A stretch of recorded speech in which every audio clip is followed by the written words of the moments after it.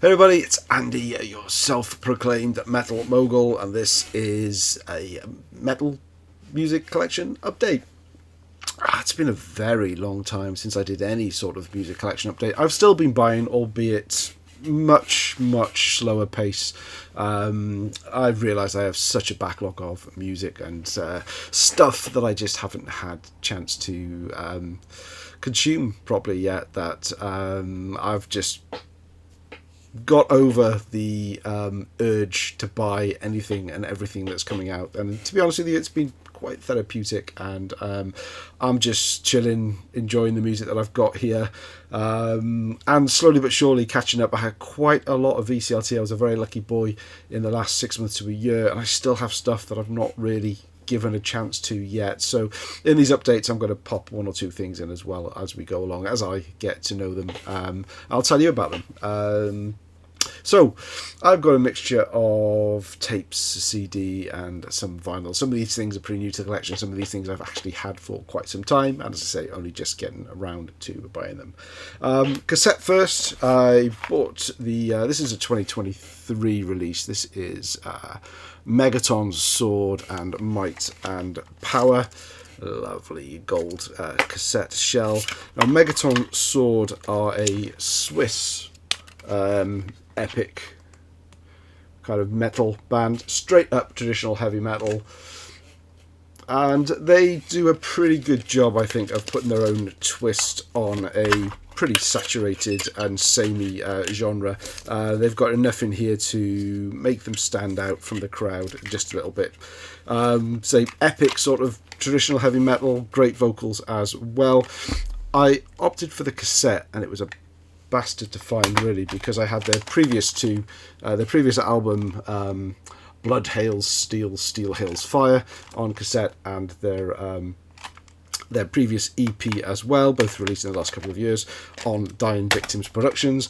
Now, unfortunately, Dying Victims Productions are one of those European labels that haven't got over the fact that the UK has Brexit. Don't want to get into the politics, don't agree with it or what have you, but there were a few companies that just all of a sudden they could not post to the UK, and DVP are one of these ones that seem to continue with that spate. And I wanted the tape, and they point you in other distributors that they've got, but they don't sell that album on cassette, and I needed it because it would have been wrong to have had it on any other format. So they just Bandcamp, they refused to send to the UK, but I found the band themselves, based in Switzerland, are selling it on Bandcamp, and they would quite happily stick it in a jiffy bag, and for the additional cost of postage, send it on as well. Now, I know that the band are sending it more like just a one-off transaction, and it's not a business, so I kind of understand where DVP are coming from, but I just think by now there's got to be a way for them just to get over it. And even if it costs, you have to pay the import tax and you have to pay the additional postage or what have you, just get over it, just charge it. If people want to buy it, they'll buy it. If they don't, they don't, but at least offer it. Anyway, that's my wee rant over. But Megaton Sword, a great band, one of the highlights of the sort of traditional heavy metal upsurge of recent years, something to say just a little bit different. To check them out. Now, this is one that I had in a VCLT package from a gym, one of the more recent ones, and this is Road Wolf. And again, they are a traditional heavy metal sounding band. To me, they are actually from Austria, I believe, but they sound like an American metal band to me, and I was surprised to find out they were actually European. But this is really good. Again, it's not your typical Maiden, Judas Priest clone of a band. They do have their own sound, and the vocalist as well. If you were going to put together a Guns N' Roses tribute band and just kind of cover the first album, then I would go for the guy that sings on this album. Maybe not so much. It doesn't. If you listen to the first track, On the Run, maybe not so much then. But after that, he has got He doesn't sound exactly like Axl Rose, which is why I say a tribute rather than a clone.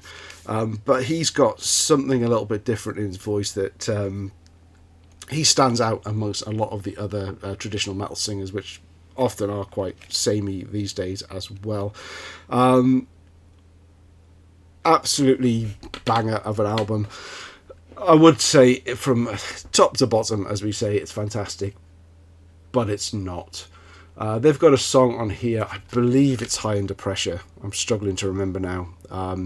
I'd forgotten how the brainwaves stopped working in front of the camera, but Riding a Crest of a Wave, and then I think it's High Under Pressure, the song it's a real rock and roller, and it kicks off, and the first 1 minute 15 seconds of it or so, absolutely superb. And I'm thinking I've found my album of the year for 2023. It's a new release, and then they go and decide for some stupid reason to stick a saxophone all over the top of it, and it absolutely minces the song. And I have this ripped to my music player. I tend to listen to CDs just on digital copies on my commute to work, and I don't have that song on there.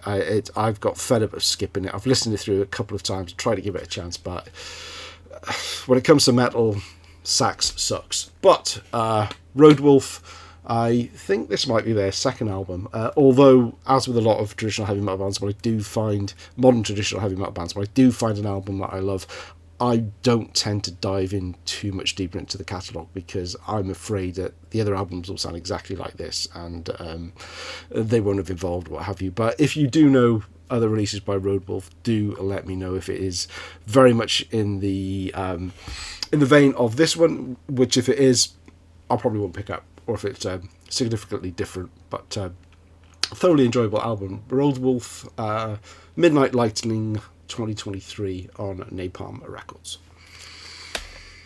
Onto the vinyl. Now, this is one that I've had for quite some time. Super cheap pickup. An album that probably a lot of you know incredibly well. And that's Malice, License to Kill. It's an album that's kind of always been on my want list. This is an OG on Atlantic when it came out in 1987. But they were one of these bands that I just never went out of my way to find. This is their second album. For some reason, I thought they were classed as a straight up thrash band, but the pictures of the band with the the shoulder pads and what they were wearing kind of put me off, and I didn't know where to pigeonhole with them. So I just never, there's plenty of bands out there. You're not going to check out them all. But I'm so glad I got this. I think this album is absolutely fantastic. It's a classic Atlantic label. Vocals, absolutely superb. The music itself is just classic American 80s heavy metal. To me, it's got a sound of 80s Judas Priest, but particularly sort of Halford-esque vocals, crossed with sort of Riot from the mid 80s as well.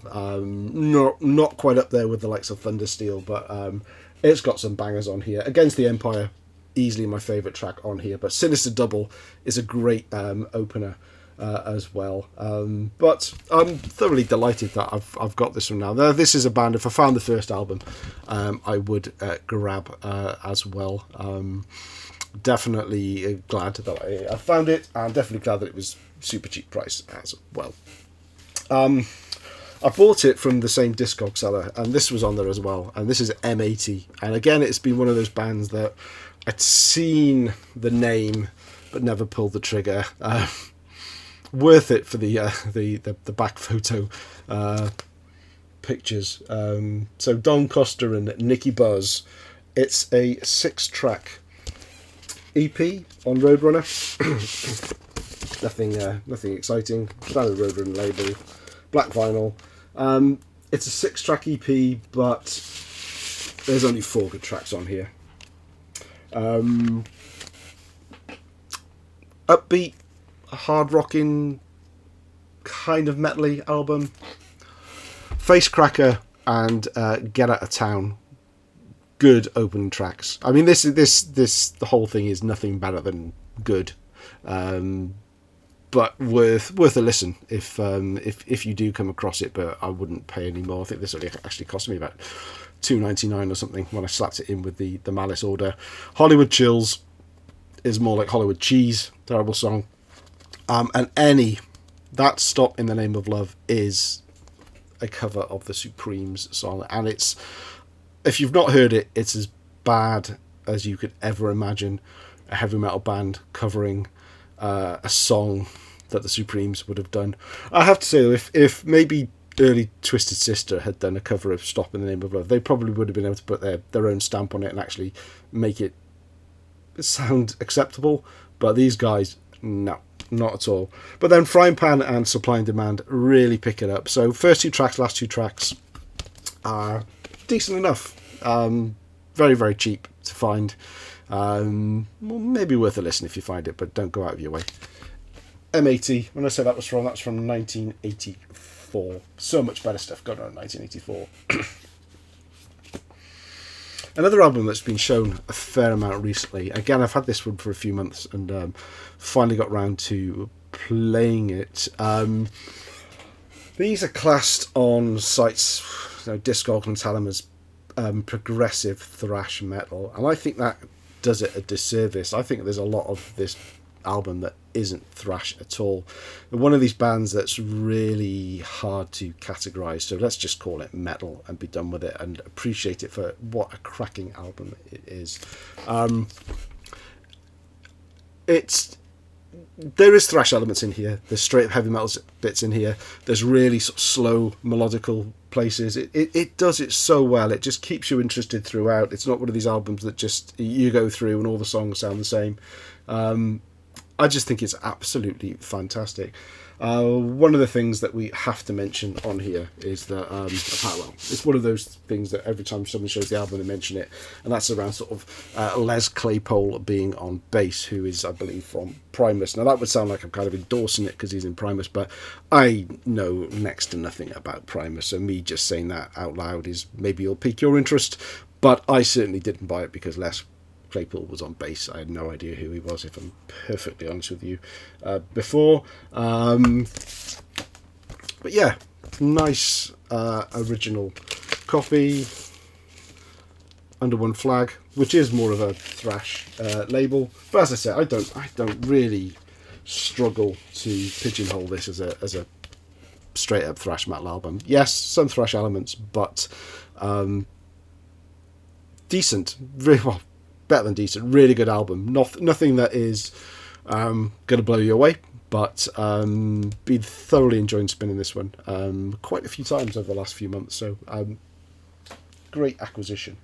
Now moving on to the blind buy to end all blind buys, and this is not because it's good. I think I am done with blind buy, and there's really no excuse to blind buy albums now, especially reissues, brand new reissues of albums that have been out for a while. I was riding the crest of the wave when I saw the of this band, when I saw the pre-order coming up, and that whole FOMO, fear of missing out. I went on and I spent about 25 quid, including postage, or maybe 25 quid plus postage, on Green by Forbidden. I just got... I was late to the party with Forbidden originally. We all know these as the absolutely fantastic 80s thrash metal band. But this is 1997 and thrash wasn't mainstream. And those of you who know this album know it's much more of a grungy, bit funky. Yeah, it's I've tried. I've played this a number of times now. I've given it more tries than I have with other albums that I have just decided, nah, that's not for me. And I've not just tried it 2 or 3 times on the bounce. I've had this, I had this on pre-order. It arrived pretty much the day it came out. So this must have been out now for easily, 6 months or so, if not more. And I've kept going back to it. And if I'm truly honest with you, it gives me a headache. I don't like this. I find the vocals are just, was it Russ Anderson? Just so shouty. It is obviously being called Green. It is on Green, which is always a nice touch. But yeah, that to me is the most exciting thing. The title track has grown on me a little bit, and Nonsense as well, probably my second favourite song, but very sort of gang, shouty vocals. But I don't get it. I don't get it. I'm not going to say it's a bad album. I know there are plenty of people out there that talk very highly of this one. If you go onto the Encyclopedia Metallum, you will see reviews ranging from 30%, who's obviously some diehard 80s forbidden thrash fan, to 90+% that people have given this album. So it's got something for somebody. It just doesn't have a lot for me. So I'm ending it on a bit of a downer from my point of view. But you know, I will not blind buy an album by a band I can easily, certainly a reissue I can easily look up and again. I was very much to say riding the crest of the wave with Forbidden. I was late to the party with them anyway, and I've recently had I had the CDs of the first two albums and loved them, and I'd recently got the first two albums of vinyl as VCLT as well from Jim, and I was just like, saw this coming out and just thought, gotta have it, bish bash bosh.